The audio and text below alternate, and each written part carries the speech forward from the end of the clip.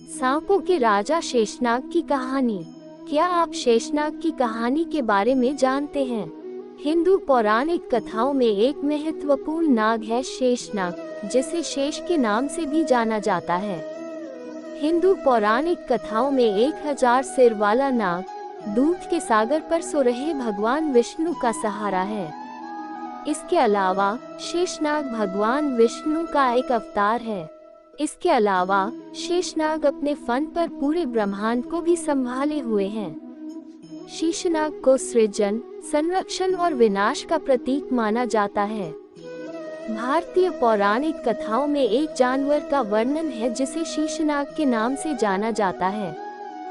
सदियों से चली आ रही एक दिलचस्प कहानी है शेषनाग की कहानी। परंपरा के अनुसार शेषनाग एक बहुत बड़ा सांप था जिसके कई सिर थे और ऐसा माना जाता था कि यह समय की शुरुआत में मौजूद सबसे आदिम जीवों में से एक था। किंवदंती के अनुसार शेषनाग ने अपने कई सिरों पर पूरे ब्रह्मांड को संभाला और इसे ढहने से बचाया। हिंदू पौराणिक कथाओं में पूजनीय एक शक्तिशाली देवता शेषनाग को सभी सांपों का शासक माना जाता है। कुछ मान्यताओं के अनुसार शेषनाग को ब्रह्मांड के रचयिता भगवान ब्रह्मा ने बनाया था, जबकि भगवान विष्णु, जो एक अन्य महत्वपूर्ण देवता हैं, को शेषनाग का पिता माना जाता है। आइए अब शेषनाग की कहानी समझते हैं। शेषनाग की कहानी। हिंदू पौराणिक कथाओं में शेषनाग के बारे में कई कहानियां हैं, लेकिन सबसे प्रसिद्ध कहानियों में से एक समुद्र मंथन से संबंधित है। पौराणिक कथाओं के अनुसार जब देवताओं और राक्षसों के बीच ब्रह्मांड पर प्रभुत्व के लिए लड़ाई हुई, तो उन्होंने अमरता के अमृत को पाने के प्रयास में दूध या सागर का मंथन करने का फैसला किया। उन्होंने पहाड़ को उठाने के लिए रस्सी के रूप में शेषनाग का इस्तेमाल किया और मंदरा को मथनी की छड़ी के रूप में इस्तेमाल किया। समृद्धि की देवी लक्ष्मी और हलाहल विष प्रकट हुए जब देवताओं और राक्षसों ने समुद्र में हलचल मचाना शुरू किया। विष इतना घातक था कि ब्रह्मांड के खत्म होने का खतरा था। इसके अलावा शेषनाग इतना शक्तिशाली नाग था कि उसने ब्रह्मांड के खत्म होने से बचाने के लिए सारा विष पी लिया। शेषनाग ने विष पी लिया, उसके 1000 सिर से धुआं निकलने लगा और उसका शरीर नीला पड़ गया। भगवान शिव के दुख को कम करने के लिए शेषनाग को उनके सिर पर रखा गया और तब से शेषनाग शक्ति और सुरक्षा का प्रतीक है। अंत में शेषनाग की कहानी दिलचस्प है और हिंदू पौराणिक कथाओं में पीढ़ियों से चली आ रही है। शेषनाग को एक शक्तिशाली देवता के रूप में पूजा जाता है, जिसके बारे में माना जाता है कि वह ब्रह्मांड के निर्माण और संरक्षण में महत्वपूर्ण भूमिका निभाता है।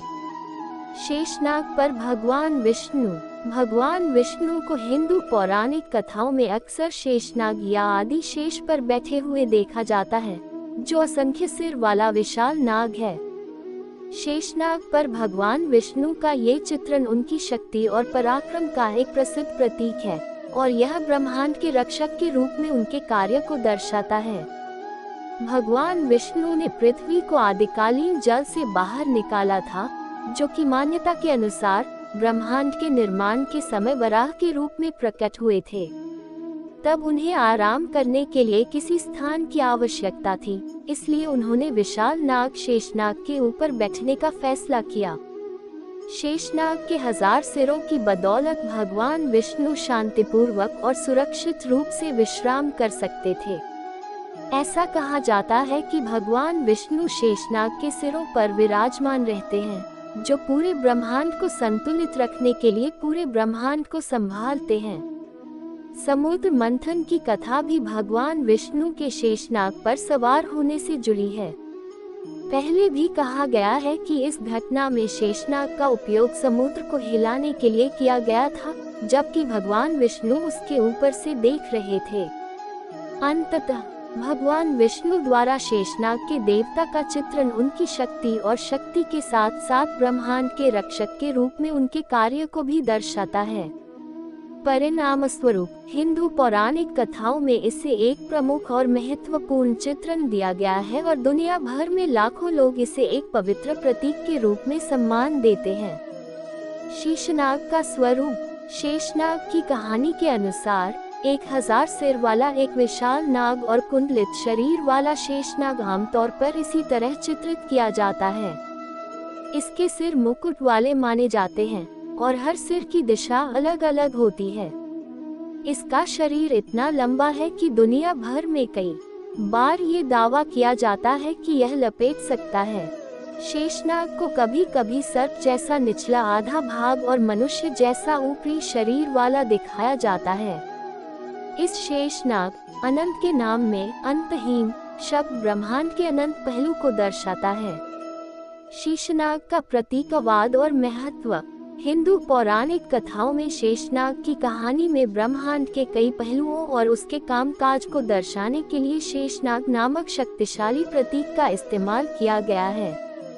शेषनाग के कुछ प्राथमिक प्रतीकात्मक प्रतिनिधित्व निम्नलिखित हैं। सुरक्षा और संतुलन। शेषनाग को अपने कई सिरों पर पूरे ब्रह्मांड को संतुलित और संभाले रखने वाला माना जाता है। इसके 1000 सिरों द्वारा प्रदान किया गया सहारा ब्रह्मांड को ढहने से बचाता है। इस प्रकार शेषनाग ब्रह्मांड में सामंजस्य और स्थिरता के विचार का प्रतीक है। सुरक्षा। शेषनाग भगवान को ब्रह्मांड का रक्षक माना जाता है। ऐसा माना जाता है कि उनके विशाल शरीर और मजबूत उपस्थिति से ब्रह्मांड को नुकसान से बचाया जाता है। कालातीत। शेषनाग एक कालातीत प्राणी है जो शुरू से ही अस्तित्व में है।